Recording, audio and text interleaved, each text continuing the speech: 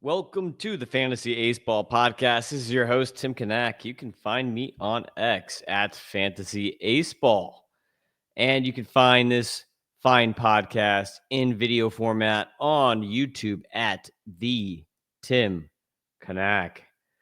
And this podcast is going to be the next series of the top 150 updated prospect rankings. You've already had two podcasts.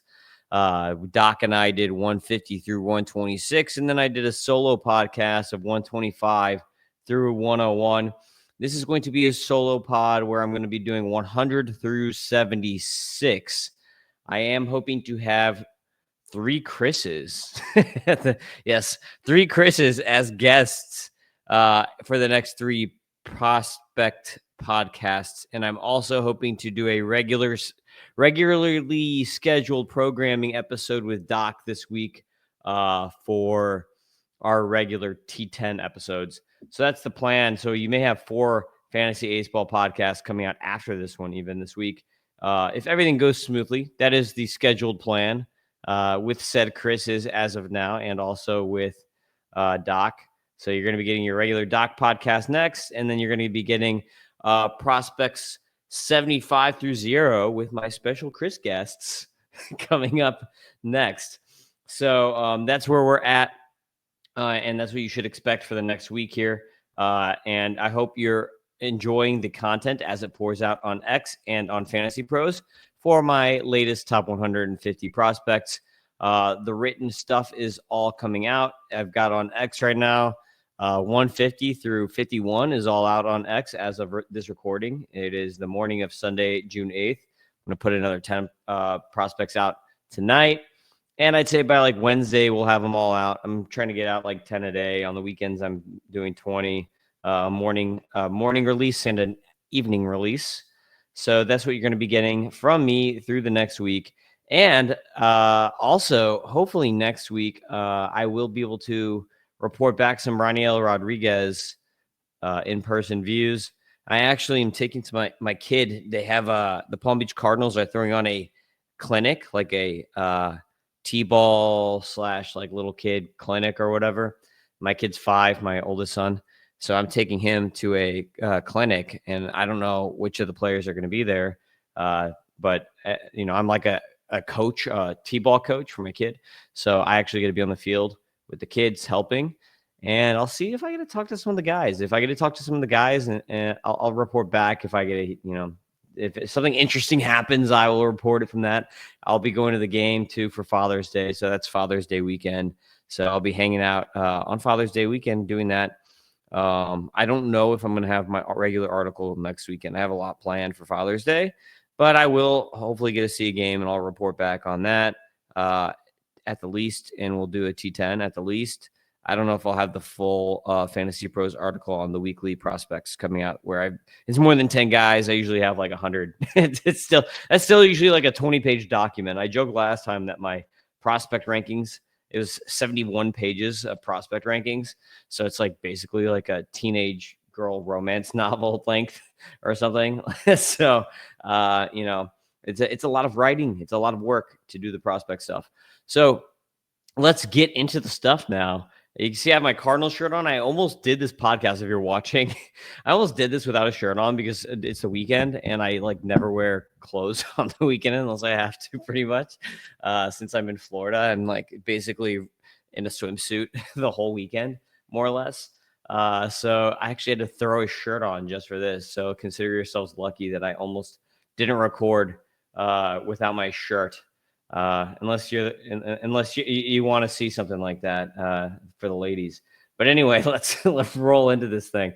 Number 100 is outfielder, the password, Yastinson Garcia with the Red Sox.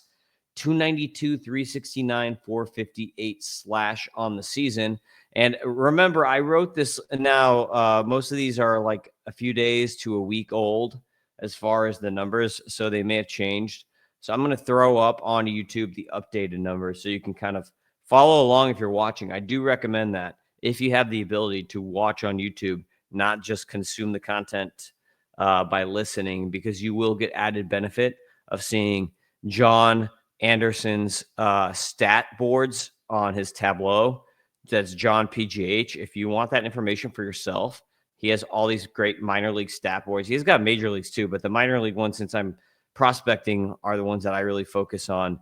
And you get basically you're getting all the StatCast data that is available for regular people on these boards. So I recommend checking that out, and you could subscribe to John's channel at John PGH.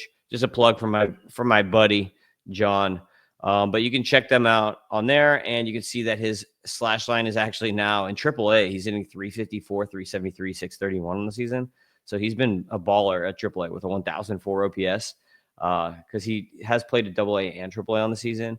He has 7 home runs now. When I wrote my article, he had 14 extra base hits, 6 home runs, 4 steals. So he's up to 7. Comp, I mean, when you watch this dude play, he just wants to be the next Manny. He looks like Manny Ramirez. He's got the dreads. He's got the build. He wants to be Manny, but I think he's got more of a Spencer Steerish profile where he's just pretty solid across the board. There's no one standout tool. One thing he does do is he's got a little Isaac Paredes in him. So, because he does have a 46% fly ball rate and a 46% pull rate. So those things are going to add homers. Hits the ball hard, 90.6 average EV. So he hits the ball harder than Spencer Steer, 109.2 max EV. So maybe he's a better Spencer Steer who's going to be in Boston, which is also a good hitter's park. So he might be a little bit better, Isaac Paredes, Spencer Steer mash, but looks like Manny. It's kind of what you're getting with the Austin Garcia. So you could see if you're watching, you could see. If you're not watching, then you can't see. But he has no platoon issues here. This guy's good against lefties and good against righties. 26% line drive rate on the season. So good stuff here from Yastinson Garcia with the Red Sox. And you spell that JHOSTYNXON. Say that 5 times fast, my friends. Number 99, coming off of actually a bad start this last week, is starting pitcher Ryan Sloan with the Mariners. One of the steals of the draft, in my opinion. I believe they got him with comp or second round pick. Mariners always have good drafts, though. They always have crazy good drafts. He has had some trouble against lefties this year as a righty, so that's kind of odd, but whatever. Before his bad start, he had a 28 and a third inning pitch, 23.3 K minus walk, 13.5 swinging strike rate, 29.6 CSW, 4.13 ERA, 127 WHIP. So pretty solid stuff here from a 19-year-old big dude, 6'5", 220-pound guy right out of high school. So I don't know, maybe he's still growing. That's a really good size for a high schooler. Mid-90s fastball, can hit 97 even. Average, pretty above average ride, solid split change, electric hard vertical slider, really great command for someone of his age. Slider and splitter play off of each other very nicely. He's going to be a fun pitcher. Mariners are always great at developing these pitchers too, so that's something to watch. You can see actually it wasn't that bad last time out. 4 strikeouts, 0 walks. Only 10.3 swinging strike rate. I think he did get dinged though in his last start. So I think he had a 90 ERA or something pretty bad. I don't have it up in front of me, but you can look at the game log and see he's pretty good at limiting walks. The most walks he's ever had in a start is 2 walks. Most of his starts are an average of 1 walk per start with 6 or 7 Ks. So really good for a high schooler in his first stint in A-ball. I'm a big Sloan guy. I had to get him in this top 100. I didn't place him in the top 100. Oh, I've got to get him in the top 100. But I think he's a top 100 guy. So I think he deserves this ranking here. And as far as pitchers, we're almost out of the pitching woods right now. I know the last 50 got the 150 to 101 range. There were a lot of pitchers. We have way, way less pitchers. I just had some guy giving me some crap on Twitter for having Cade Horton ranked where I have him ranked, which we'll get into in this podcast. So we'll talk more about that later. But there are not a lot of pitchers in my top 100. I've actually Welsh is one of the guys who is kind of rubbed off on me in a little bit as far as catchers and pitchers, where I just had a lot of catchers and a lot of pitchers in my top 100 before. And now I'm just oh, pitchers die really easy. Not literally die, but metaphorically die because they get Tommy John. it's really easy for pitchers to have really wild swings in their rankings. Like a pitcher can go 40 or 50 spots and per ranking update pretty easily as far as movement. My hitters, that's not happening. But pitchers and catchers just are not going to get the plate appearances that you want unless they're a catcher who's so dynamic that they're going to be playing pretty much all day, every day, or they could play multiple positions because the bat is so good. Like I'm just not going to have a lot of those catchers as high anymore as I would, because I'm thinking this of more from like a fantasy gamemanship angle rather than, hey, this guy's a really good hitter, I just want to get him on the list. So that's just something to note in my prospect rankings. I've developed over time closer to like a more lean toward Welsh, I guess, on that method. Also having younger guys. But unlike Welsh, there are certain like things that I really look at for like, I don't want hitters that are going to strike out a ton. I want hitters with really good hit tools. So I kind of, I guess, lean a little bit Ross Jensen-y on that side. Not all the way Ross Jensen-y, but a little bit. And then pitchers, I want pitchers who are going to have good command. So like, I don't want pitchers who have a ton of walks because they might turn into relievers, and I don't want hitters with a ton of Ks because they don't have good enough contact to maybe be a good major league player. So I've kind of evolved as a prospector as I've been doing this, and like especially talking to a lot of these guys, like the Chris's that I'm going to be podcasting with, like having Doc on my podcast, who's like a good counterbalance, like podcasting with Welsh last year. Like these are things that have really developed my skill in doing this. I think for the better. So enough about me. Let's go to the next prospect. That is number 98, Tink Hence with the Cardinals. He's hurt. He's coming back. If you're looking on the YouTube, you can see his last start was actually pretty darn good. He got up to 50 pitches, 6 strikeouts, 1 walk with an 18% swinging strike rate in 50 pitches, 60% K rate. I think the stuff is back now for Tink. It's like coming back. It was pretty bad before. He was only thinking like 93. This last start was like classic Tink Hence. I don't know if that's going to be his last rehab start, or they're going to put him on one more before they bring him back to AAA, because he has been rehabbing in Aceball. But I think Tink is back, and if Tink Hence is going to be Tink Hence and healthy, like this guy could be an ace. Like he has ace stuff. His stuff is better than Quinn Matthews' stuff. His stuff is better than Roby's stuff. His problem is health. I don't know if he can do it. Like worst case scenario, maybe he becomes like the next Ryan Helsley. Because remember, Ryan Helsley was a starter coming up too. So maybe if it's just health, he becomes, he's the Mason Miller, Ryan Helsley, whatever, for the next closer for the Cardinals. Worst case scenario. Hopefully he's not Alex Reyes, who this happened to. And Alex Reyes had like one really good year as a closer and then fell off the face of the earth. Hopefully doesn't have that issue. Especially because Tink's a really, really good dude. Like I've talked to him before. Really nice guy. I think he's going to be up with the Cardinals by the end of the year, probably in the pen, especially the way the Cardinals are pitching right now, the way they're playing. I think Hence could be a dominant reliever for them in the playoffs. Just great stuff. F stuff 108. Control 97, 136 FERA. My comp from is Dylan Cease. His stats this year don't even matter because he's been hurt. But he's got a mid-high 90s fastball, 6 slider, guys swing over the slider, good curve. Like this dude is just really good. Change up. I like Tink a lot. You could see even his slider, 19% strike rate to start the year. It's like what?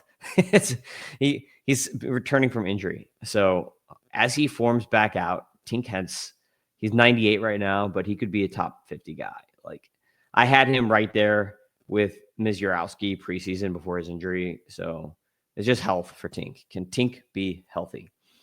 Number 97 is a hitter. It is catcher Blake Mitchell. I just talked about, I don't like hitters and catchers anymore. And then I've got a hitter and a catcher, or a pitcher and a catcher. So go figure. We mentioned Blake Mitchell briefly when I was talking to Doc about Carter Jensen.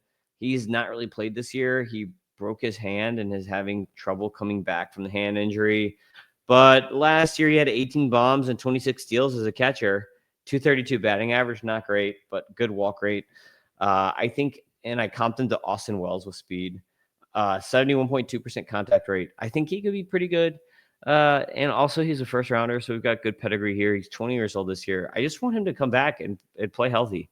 I think because of where the Royals took him, and because I think he's a better defensive catcher than Carter Jensen, I believe Blake Mitchell is the one who will stick at catcher, and I think Carter Jensen is going to move off to some sort of like Dalton Varsho-y role, Henry Davis-y role. I don't know. I just think he's going to move off. I don't think he's going to stick.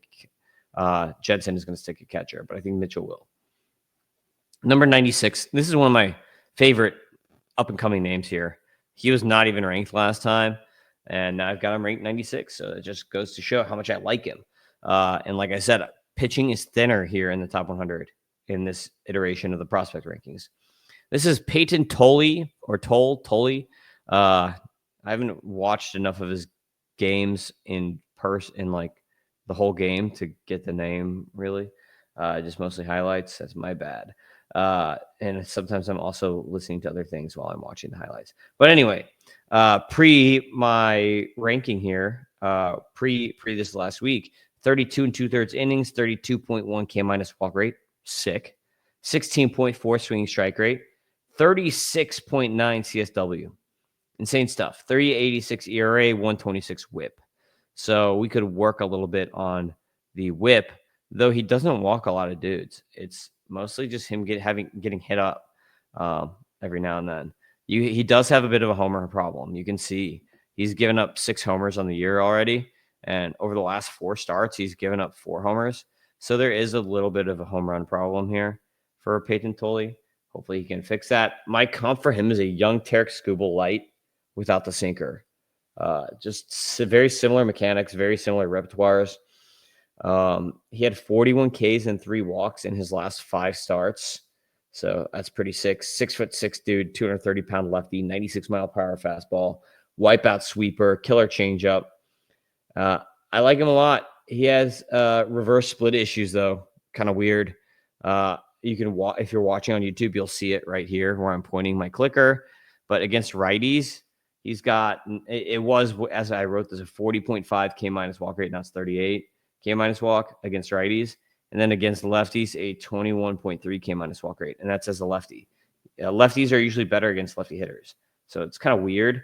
It's just that when he throws his sweeper, it seems to perform well against righties because he's back-footing it. I don't know if it's just like the sweeper sweeps too much for lefties to swing at, and that's why he's better against righties. Whereas righties, it's in the zone and then comes out of the zone. Lefties, they just know it's going to swing out of the zone. I don't really know. But that appears to be something he needs to fix to make it to the majors. Number 95, an injured starting pitcher, Rhett Lauder. Just like, getting out of pitchers, and it's all pitchers at the top here. Starting pitcher, Rhett Lauder with the Reds. Everybody knows Lauder. He made his debut last year. He was the top pick for the Reds a couple years ago out of Wake. Been hurt pretty much all year, so his stats don't really matter, to be honest. My comp for him is Logan Webb because he's a control guy. He's just basically going to be Logan Webb in Cincinnati, which is not as good as Logan Webb in San Francisco because the ballpark is like a complete swing. You go from like the best pitcher's ballpark to the worst pitcher's ballpark. So, that's a thing. But 3 above average pitches, pinpoint control, changeup and 2-seamer, both pretty nasty. I think once he's healthy, Rhett Lauder is going to be solid. Maybe he's not an ace, but I think he should be a solid number 2, number 3 type starting pitcher. Number 94, we've got an injured starting pitcher, Luis Perales with the Red Sox. He will be coming back very shortly here. He began his throwing program in early May, so it's been a month now of him throwing. I bet we start seeing him in game action pretty soon here as he's coming back from Tommy John. Last year, 33 2/3 innings pitched, 30.6 K minus walk rate, 19.6 swing strike rate.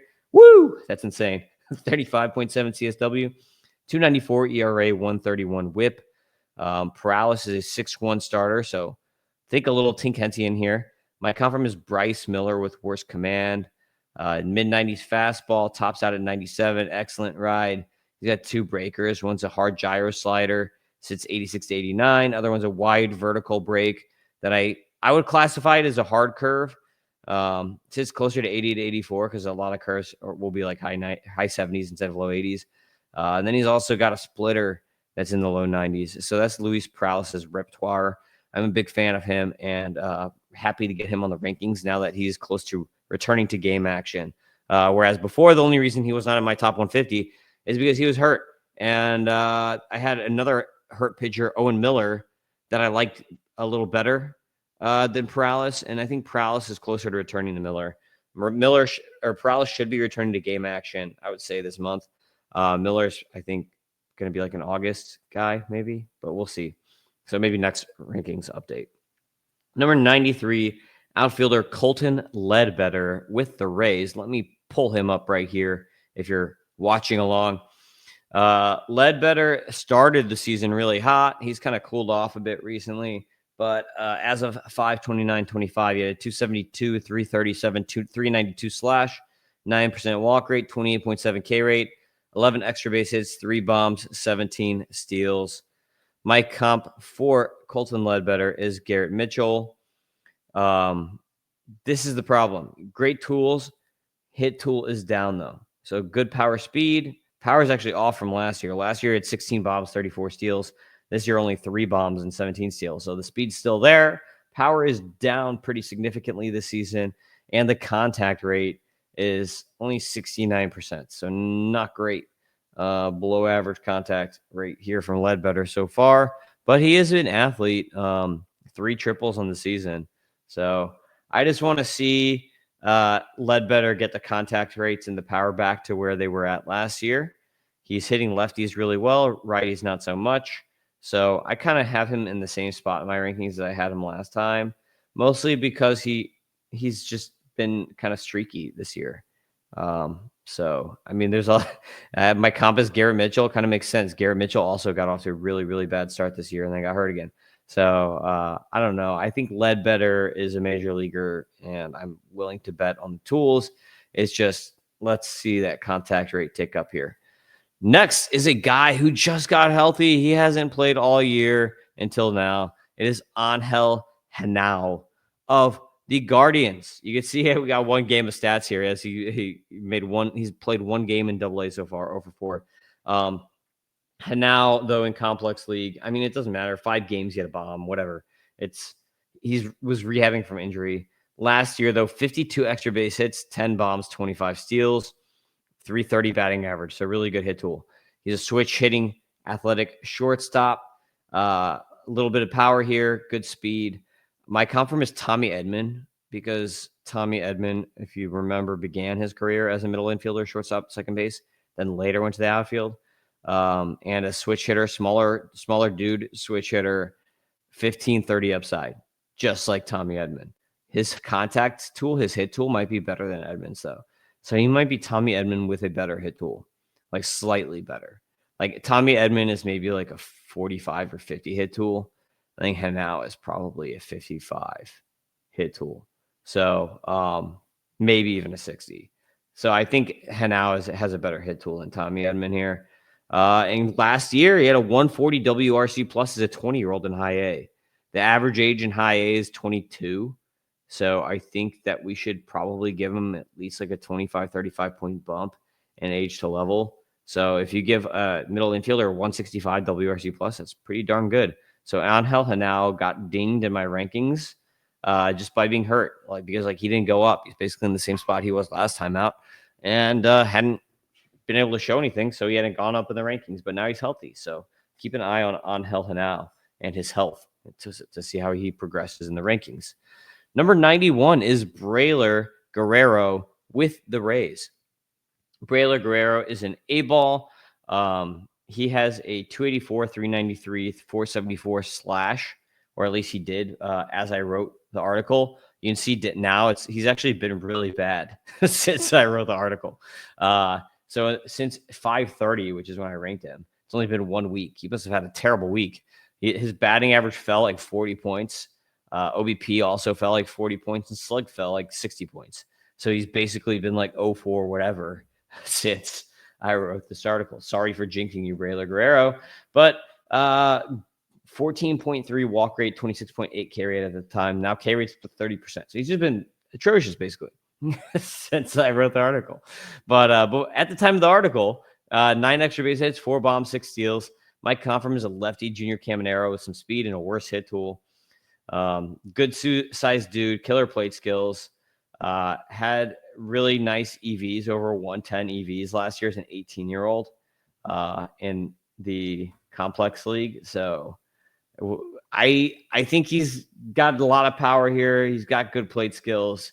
Obviously, he's got to work on the hit tool and had a bad week. So Braylon Guerrero got to get that back. And he's got some speed too. So he's a nice player who just basically has to develop the hit tool to get it moving. So Braylon Guerrero at 91 with the Rays.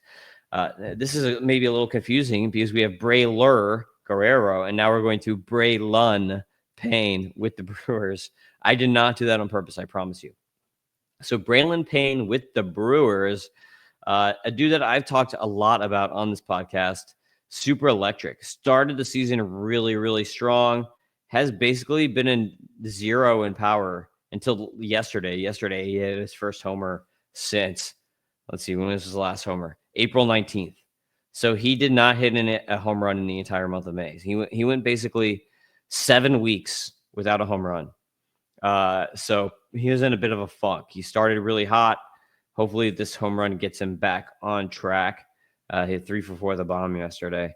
But 238, 373, 336 slash.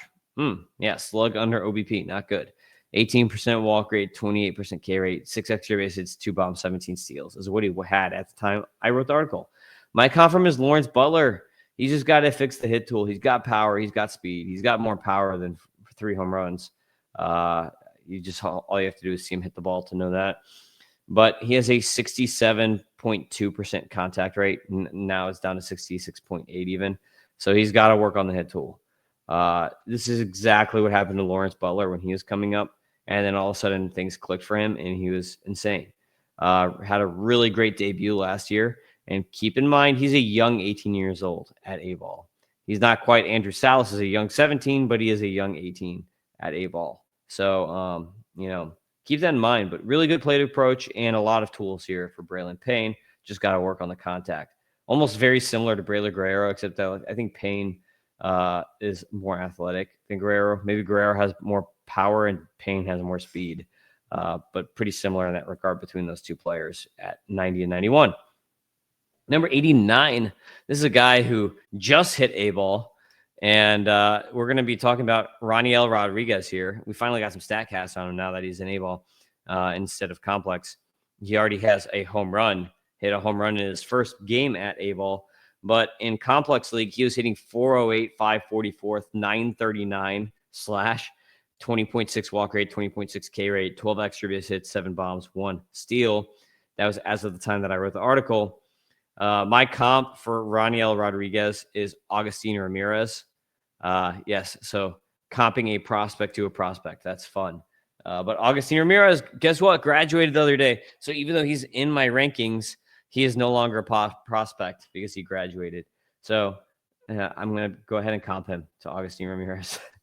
So you can see his stat line at A-ball. He already has a 106.8 max EV as an 18-year-old.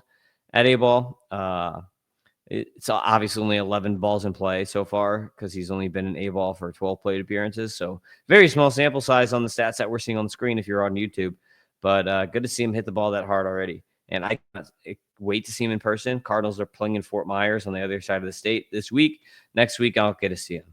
So Raniel Rodriguez, that's going to be fun for me to check that out. He is my number 89 prospect. Number 88, a power hitter. Third baseman Brock Wilken with the Brewers.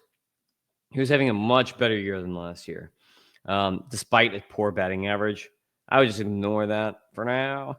But I think he's up in early 2026. I do not think he's up this year. F scores don't like his hit tool, but that was also considering he was really bad last year in hit tool. And one of the things F scores also takes into account is we're going to take his BABIP, his average BABIP against league average BABIP, and he's going to get dinged if his BABIP is lower than the league average BABIP. That will ding you in the F contact. So he's an 87 F contact, but a 119 discipline, 113 power, 72 speed. Comp is a righty Max Muncy, has 30 to 40 home run upside. 74% contact rate is actually pretty good. So, it's average. So he's got an average hit tool. He just must be super, super freaking slow to have such a bad BABIP, or he's just really, really unlucky, which he is, because he's got a 234 BABIP. And despite the 234 BABIP on the season, he still has a 165 WRC plus. So that just shows you how good the power is.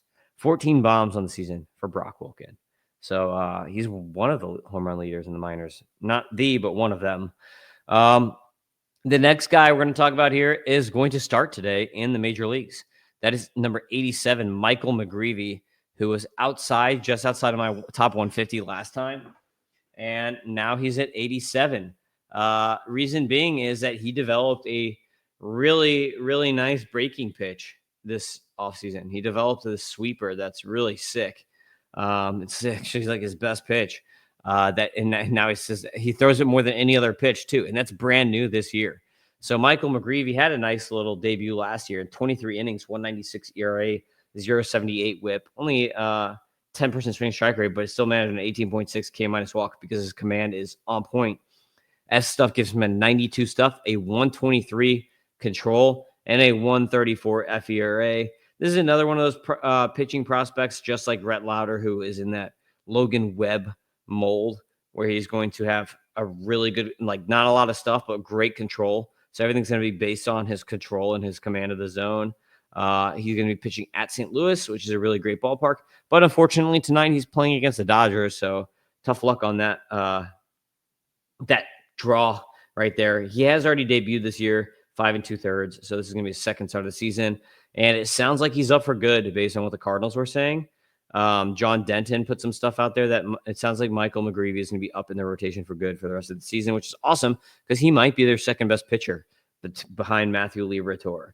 Third best pitcher. I forgot Sonny Gray. Behind Gray and Liberatore. I would rank him ahead of like your Andre Palante and ahead of your Miles Michaelis, but that's just me. So Michael McGreevy, we're looking at his stats right now. If you're watching on YouTube through the minors, you can see this brand new sweeper has a 17.1% swing strike rate, and he's throwing at 32.5% of the time. He's got a big kind of like kitchen sink approach here. 3 different fastballs with the sinker, 4-seamer, and cutter, a changeup, and a curve. The curve is what he was throwing mostly last year, but you can see he's only throwing it 2% of the time this year. But he only has a 5.6% swing strike rate, so not a great pitch. The sinker is great. Look at the sinker here, 72.4% ground ball rate. And in the minors, he had a 53% ground ball rate across his entire arsenal. So the only one of his pitches, I guess he has 2 pitches that are not ground ball pitches, are the cutter and the sweeper. But the sweeper is what he gets all the swings and misses on. The other pitches are his ground ball pitches. So Michael McGreevy, very interesting pitcher. Also interesting to note, his velocity is up this year. He averaged a 92.5 mile per hour velocity last year. And this year he's up to 94, 95 on the velocity. You can see his fastball's got 94. So the velo has ticked up this year. So just keep that in mind, is that McGreevy he's getting better. The velo went up this year. When he was drafted, the draft guys were saying that he's like a Shane Bieber. There is a little bit of a Shane Bieberness here on a command guy who has an uptick of velocity as he comes out with insane command. So McGreevy, maybe Bieber instead of Logan Webb. Bieber's just been hurt, so I didn't comp him. Didn't even think of that comp because he's been hurt. But just keep that in mind. Number 86, shortstop Yoendry Vargas with the Dodgers. He kind of gets lost in the fold because the Dodgers have so many good prospects, especially at Aceball. You see the slug has been not the best this year. He's actually been a lot worse too since I wrote this article. When I wrote it, he had this article, he had a 310, 378, 476 slash. You can see now he's down to 260, 327, 375. So he must have gone 0-4 since I wrote the article. 7 extra base hits. He actually has 3 bombs on the season because he has 1 on complex that we're not getting a read on here, with 15 steals. So Yoendry Vargas, he played in complex and in A-ball this year. Comp is a taller Bobby Witt Jr. light. So yes, he's got Bobby Witt's mechanics, but I'm not saying that he's going to be him.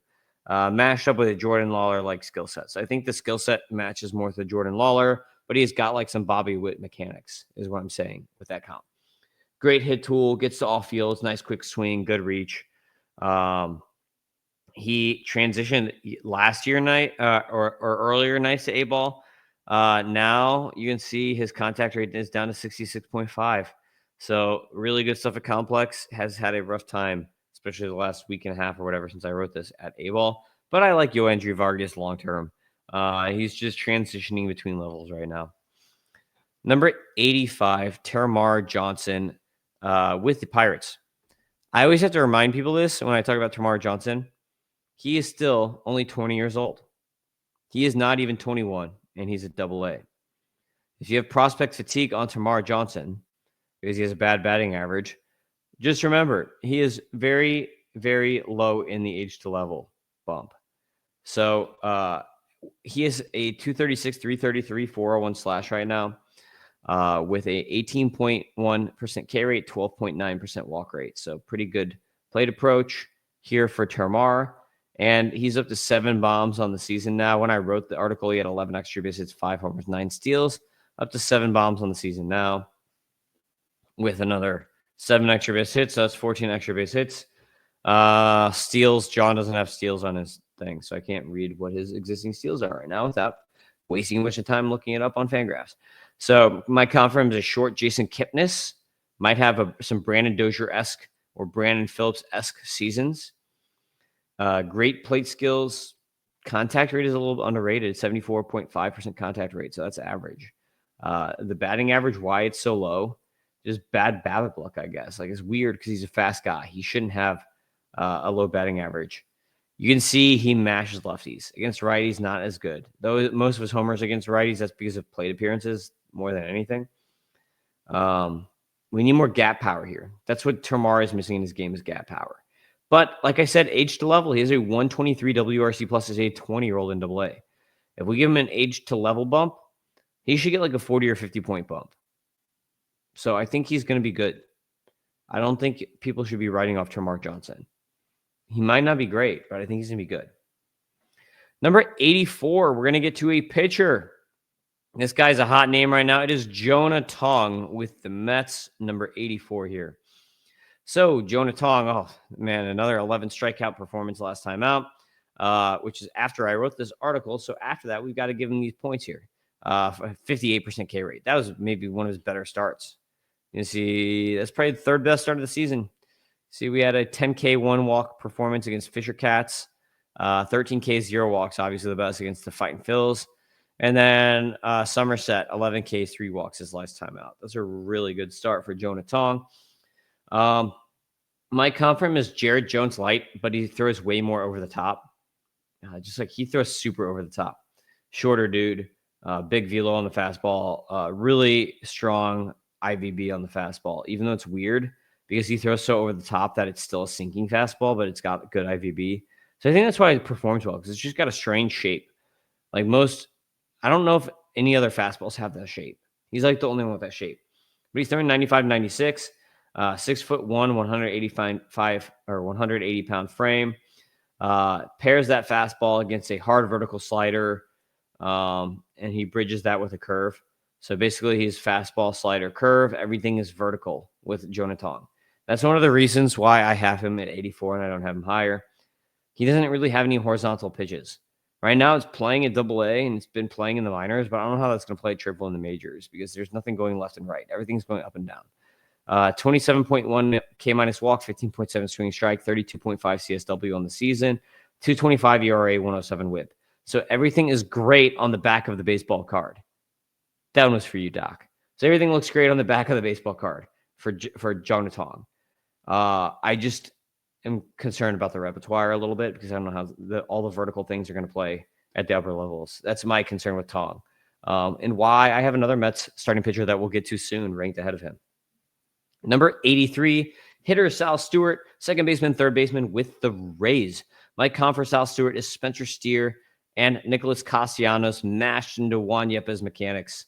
I saw this dude in A-ball a couple of years ago here in Jupiter, and when I saw him, I was like, he reminds me of Juan Yepes. And then he just got a bunch of hits, and I said, oh, he's much better than Juan Yepes. Of course, I'm going to think of Juan Yepes because I'm a Cardinals fan. So if just in case anyone was curious, I'm a Cardinals fan, so hopefully there's no Cardinals bias in my things. I think these Cardinals rankings are still pretty legit where I have these guys. If anything, I might be down on the Cardinals. Sal Stewart, big dude, who should develop more power, fantastic plate approach, 81% contact rate, 80.3 right now, but 81 rounding up. Great plate skills, 5.6% walk rate, 16% K rate. So he's not walking as much as he did last year, 14.8% walk rate last year. I would like to see that go up. I think he's just being a little more aggressive in the zone. And that's leading to a higher batting average, though, because he's hitting 313. When I wrote this, he was hitting 331, 392, but he's hitting 313, 371 right now. With 3 bombs, 19 extra base hits, 10 steals. Now, a lot of people are really high on Sal Stewart. I don't think I can get higher in this range. He's never, I don't think, going to be a top 50 prospect for me. He's just going to hover like in this 70, 60 range just because he's a hit tool first guy with maybe 20 home run power. I don't know how much power he's got. Good thing he's going to be playing in Cincinnati because that ballpark will help him and help the power play up. Otherwise, he might only be like a 15 home run guy. It's like a James Loney, like kind of like really good hit tool, or like a Nolan Shanwell, like good hit tool, but good plate approach. But where's the power? Is there going to be any power there? I don't know if you want that from a corner infielder. If he's at second base, cool, that flies. But if he's at third or first for fantasy, I just don't know if I want that. So keep that in mind. We'll see where he ends up positionally. Probably a third because of Matt McLain, unless Matt McLain moves to the outfield. Next is 82. I told you we were going to talk about another Mets pitcher, Jack Wenninger with the Mets. Wenninger over Tong. A lot of people are going to ask me about that. I like Wenninger's arsenal much better, even though Tong's back of the baseball card numbers might be better. You see, Wenninger also had a really good start last time out, 9 Ks, 1 walk. But Wenninger, 46 2/3 innings pitched, so more innings than Tong. 23.1 K minus walk rate, 13.9 swing strike rate, 33.1 CSW. So those numbers are all down a little bit off of Tong, but a 2.70 ERA, 0.94 WHIP. It's really good. This dude is much bigger at 6'4", wide shoulders, long legs. I mentioned he has the classic 2000 workhorse ace frame. His comp for me, Roy Halladay meets Emmett Sheehan. You can see he's not even pitching in the 90s yet. Just started pitching 90 on the pitch count. Was pitching in the 80s before, 91, 91. They're like capping him at 90 on the pitch count pretty much. But big dude, mid-90s fastball, dominant splitter with a hard slider. I love the splitter that he has. I'm a big Wenninger guy. I think that his arsenal is just going to play better than Tong's.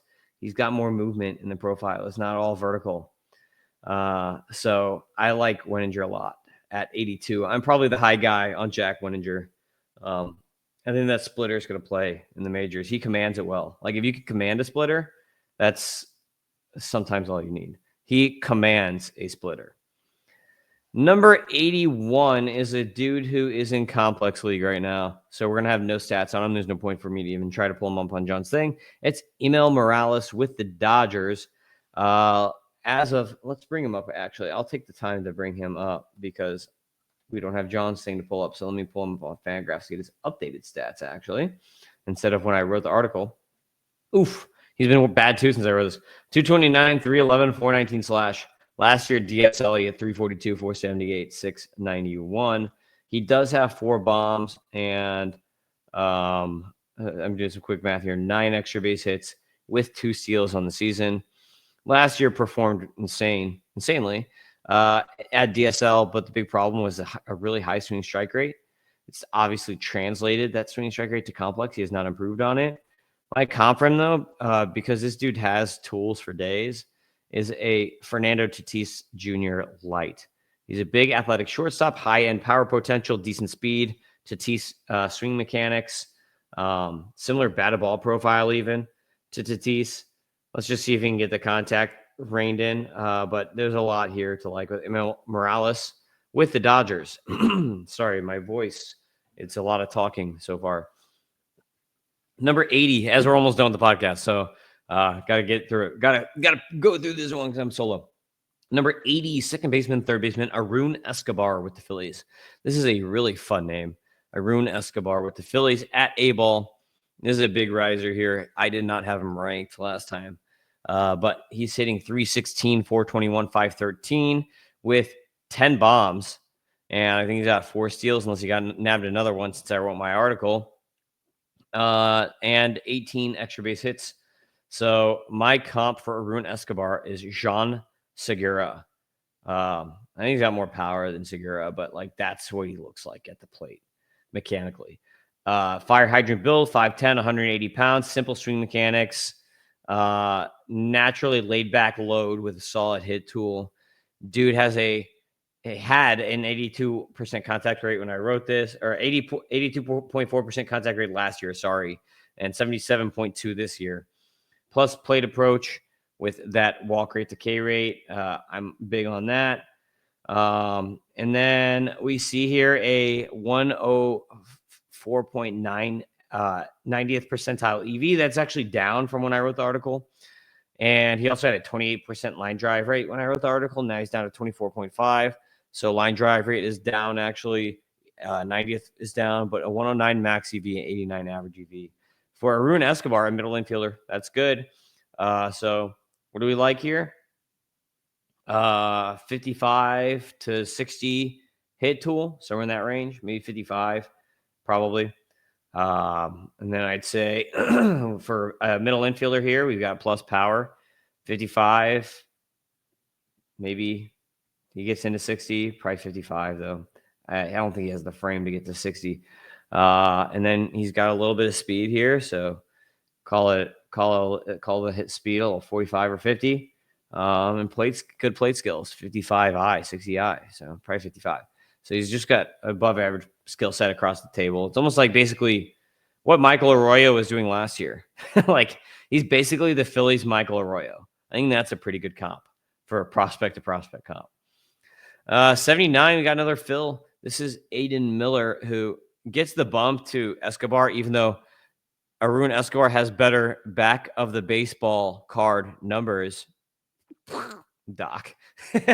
I'm going with Aiden Miller because Aiden Miller has the better tools and better ceiling. He's got the better build, more athletic build, more swing and miss, worse contact rate, but better power speed tools. He's got 6 bombs on the season, 12 extra base hits. He had 15 steals when I wrote the article. It might be higher than that now. But 239, 341, 340, and 370 slug. So the slash line is not that great. That's because he's striking out 27% of the time with a 12.3% walk rate, even though the contact rate is good, 77.2% contact rate. The reason he's striking out so much, number one, he's bad against lefties. And number two, he's not swinging enough. A 38.9% swing rate is not good.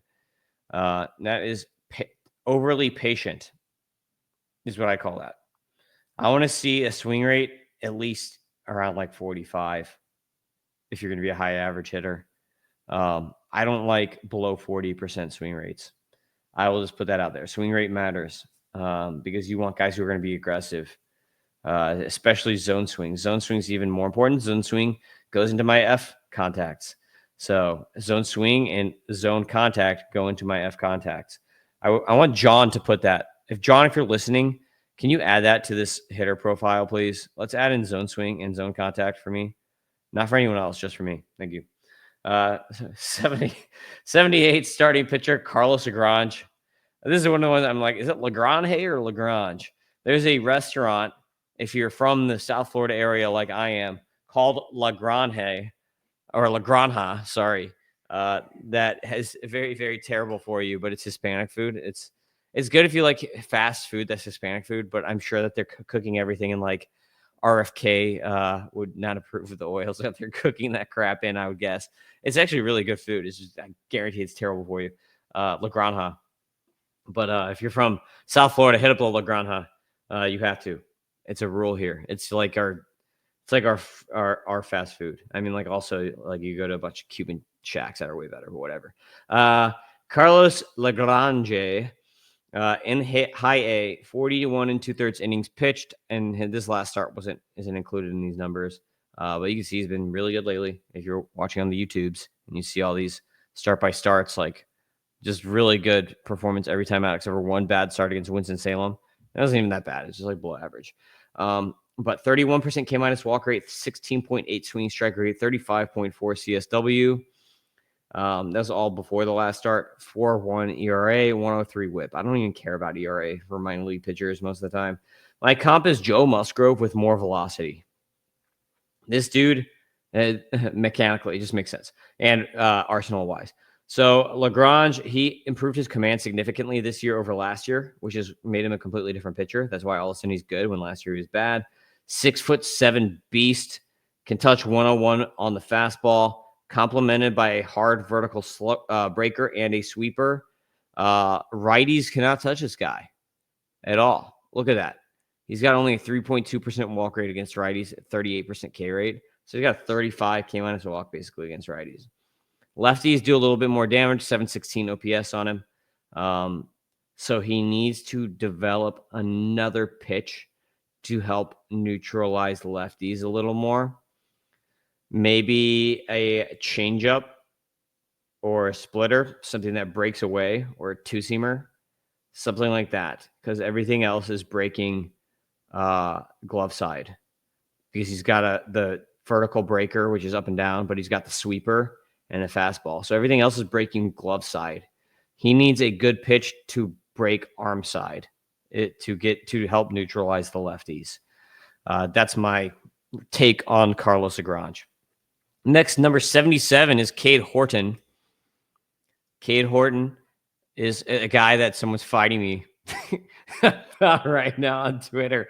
Luckily, some of you guys have come to my defense on my Cade Horton takes, but he just doesn't have a good fastball. It's subpar. Like, it's not bad. It's just below average. You can see he throws the fastball too. He leans on it 56.5% of the time in the minors. On pitcher list, he was throwing it like 51% of the time in the majors, and it's a seventh percentile fastball in swinging strike rate, which is the swinging strike rate is the fastest. If you want stats that correlate quickly to the majors, and this guy is like, it's a small sample size, blah, blah, blah. Well, guess what? Swinging strike rate and stuff plus are the first two numbers on that correlate. So pulling up Cade Horton here. I'm just going to argue with this guy on my podcast, and he can't rebuttal me because I'm talking on a podcast. But pulling up Cade Horton here, he has a 93 stuff plus on the fastball. And in swing strike rate, it is a 7th percentile swing strike rate. So that rates out as a pretty bad fastball. Like not terrible, but it's like below average. That's like a C minus or D plus fastball. Probably C minus. Give him a C minus on the fastball here for Cade Horton. And he's throwing it the majority of the time. This is why I do not like him. His slider is awesome. His slider in the minors, 18.2 swing strike rate. His slider in the majors, which is actually categorized as a sweeper, I think is like a 20-something% swing strike rate. So that pitch is great. Throw it more. Less fastball, or develop another fastball. You need like a cutter or a two-seamer or something. I mean, his fastball is kind of a cutter. Like, they categorize it as a four-seamer. It cuts. Maybe he needs one that cuts the other way. It's just not a great pitch. Like, it's not, people aren't barreling it, but it's just not a great pitch. So that's all I'm going to say on Cade Horton. That's why I think he's a number 2 or number 3, and why I don't have him ranked higher in my rankings than I do. That's why he's not a top 50 prospect for me anymore when I had him as a top 50 prospect before. Fastball, no bueno. Muchos injury problems, right? My comp for Cade Horton is Brandon Pfaadt. Great slider, bad fastball. F scores, 94 F stuff, 99 control, 102 FERA. So that's what's up on Cade Horton. Also got a nice curve, 20.6% swing strike rate on the curve, so let's see him throw that more. Just because you throw 95 like Brandon Pfaadt doesn't mean that the fastball is good. So just saying, guy. The last guy we're going to talk about here is everyone's who doesn't follow me on Twitter is like, what are you talking about? So go follow me on X, and then you can see. Last guy we're talking about here, he's been hurt. Jason Chourio it looks like he just came back actually 2 games ago. Jason Chourio with the Guardians got off to a really bad start this year at high A, got hurt. Didn't play from May 3rd until now, June 6th, so he missed over a month. And he had a hit when he came back, a double. So hopefully Jason Chourio gets back on track because he was really good last year and then got hurt. And then got hurt again this year and was not good. And last year in 98 games, he had 44 steals with a almost 20% walk rate and a 16% K rate. So more walks than Ks. Good hit tool.